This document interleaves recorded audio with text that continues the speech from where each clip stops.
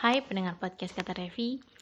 Di episode yang ke-11 yang harusnya diunggah kemarin, akhirnya saya unggah berbarengan dengan konten chapter atau episode 12 hari ini. Jadi buat kamu yang mendengarkan dan ngecek di channel podcast Kata Revi, kamu akan ketemu sama dua unggahan terbaru. Karena kemarin sibuk banget ya, saya juga ada klien privat yang juga akhirnya membuat saya tidak bisa memenuhi tenggat waktu untuk mengunggah podcast di hari ke-11 dalam tantangan 30 hari podcast selama Ramadan. Oke, sekarang yang akan kita bahas hari ini terkait apa sih yang harus kita susun dalam menulis cerita fiksi, terutama kalau dalam novel ya, karena kan karakternya pasti akan lebih kompleks dan juga akan lebih mendalam. Apakah karakter fiksinya atau tokohnya, atau settingnya dulu? Karena kalau membuat novel pasti kita akan perlu membuat dunianya, terutama kalau novelmu fantasi. Oke, saya akan jawab. Dan jawaban saya ini berdasarkan pengalaman saya sendiri menulis belasan novel. Jadi mungkin ini nggak cocok buat kamu yang udah punya novel sendiri, it's okay. Karena ini kan sebuah podcast yang saya buat berdasarkan pengalaman dan juga opini saya. Nah, sekarang kalau mau membuat novel, kira-kira tokohnya dulu atau settingnya dulu nih? Bagi saya, yang penting adalah karakter atau tokoh. Kenapa? Karena ketika kita mau menyusun novel, cerpen, atau cerita fiksi apapun, pasti dibutuhkan premis. Nah, teman-teman, kalau kalian menyukai dunia fantasi yang membuat semacam peta, karena kan kalian suka dengan cerita yang ada sihir, ada hewan-hewan mistis seperti naga dan lain-lain, mungkin sangat bersemangat dengan riset setting. Sampai akhirnya kalian juga menggunakan tools seperti AI atau lain-lainnya untuk membuat peta imajiner. It's okay, tapi jangan terlalu sibuk sama settingnya kalian. Karena dalam sebuah novel atau cerpen harusnya lebih dulu bikin karakternya. Kalau kalian melihat rumus dari premis, itu sebenarnya terpusat sama karakter atau tokoh, terutama tokoh protagonis. Misalnya, apakah kamu ingat tentang rumus membuat premis? Rumus membuat premis dalam cerita novel itu kan karakter atau tokoh ingin mendapatkan sesuatu, jadi ingin mencapai atau ingin titik-titik. Tetapi, nah setelah kata tetapi ini adalah hambatannya.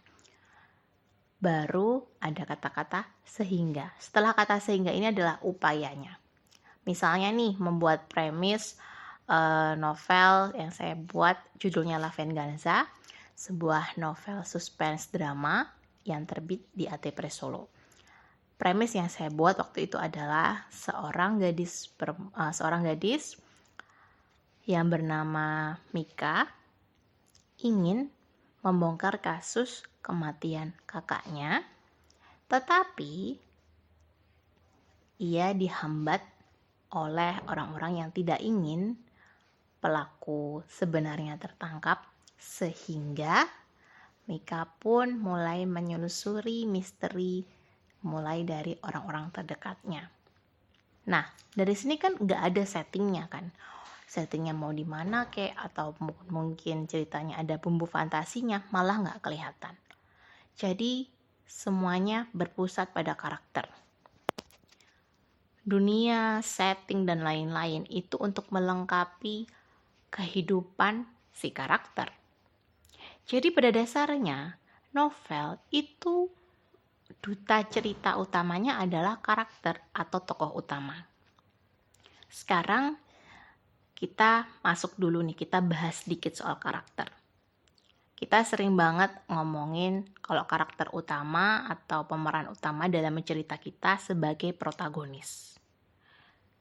Kadang-kadang ada miskonsepsi atau kesalahan pemaknaan ya, karena dulu saya juga menganggap bahwa kalau protagonis tokohnya yang baik, kalau antagonis berarti jahat. Padahal nggak seperti itu ya. Protagonis maksudnya adalah tokoh utama yang menjadi atau menggerakkan plot sehingga terbentuklah cerita. Dan dia mengalami transformasi dari awal hingga akhir. Itu protagonis. Protagonisnya misalnya adalah seorang gadis berandalan yang punya masa lalu buruk, ya nggak masalah. Mungkin dia kelakuannya jahat, dia menjadi tokoh utama yang membunuh banyak orang, dan lain-lain dengan alasan tertentu. Contohnya di novel The Good Son yang sangat saya suka, thriller, dan tokoh utamanya inilah yang membuat kita percaya nggak percaya sama dia. Jadi tokoh utamanya aja membuat kita sebagai pembaca merasa tidak punya keyakinan apakah orang ini bersalah atau enggak gitu. Hingga akhirnya terbongkarlah menjelang pertengahan cerita. Saya nggak mau spoiler. Jadi protagonis itu bukan tokoh yang baik, tapi dia adalah tokoh utama yang menjadi pusat penggerak cerita. Tidak peduli dia adalah seorang bajingan atau seorang yang murah hati. Yang paling penting dia punya keinginan atau goals yang membuat dia akhirnya harus dan mau tidak mau bergerak untuk mencapai goals tersebut. Nah, antagonis ini bukan tokoh yang jahat, tetapi dia adalah tokoh yang menghambat keinginan si protagonis. Misalnya tokoh utamanya adalah Thanos ya, dari sudut pandang Thanos. Dia ingin menguasai dunia karena dia merasa manusia itu hanya membuat kerusakan. Dari sudut pandangnya si Thanos dia benar gitu kan.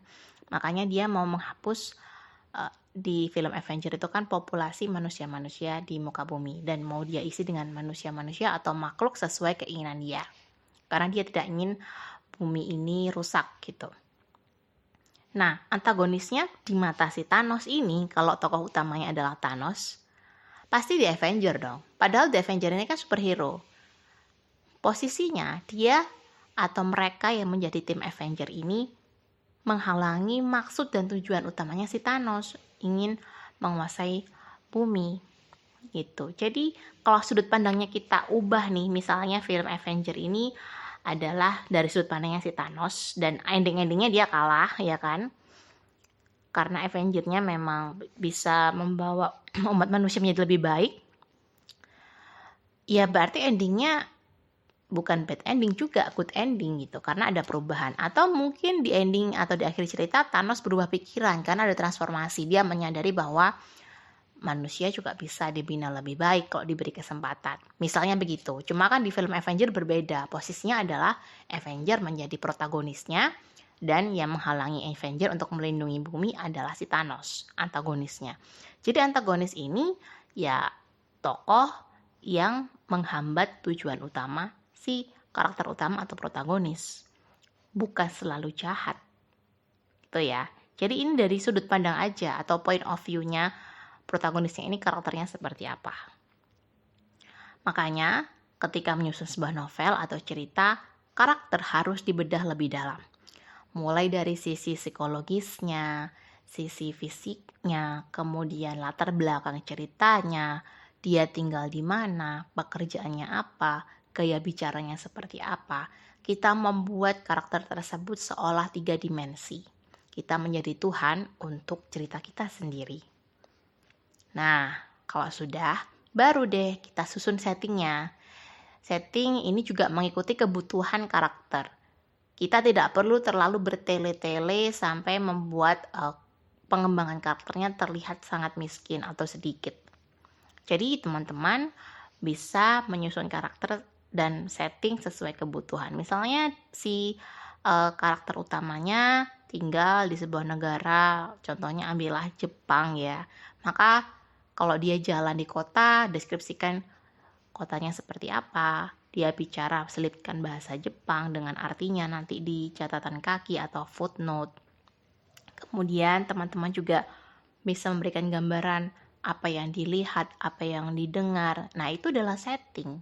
Jadi nggak cuma sekedar menempelkan nama tempat atau lokasi aja, tapi gambarkan lingkungan dan suasananya sehingga kita bisa merasakan kehadiran si tokoh utama itu seolah kita juga berada di situ. Gitu. Jadi setting ini disusun setelah kamu beres menyusun detail dari karakter-karaktermu.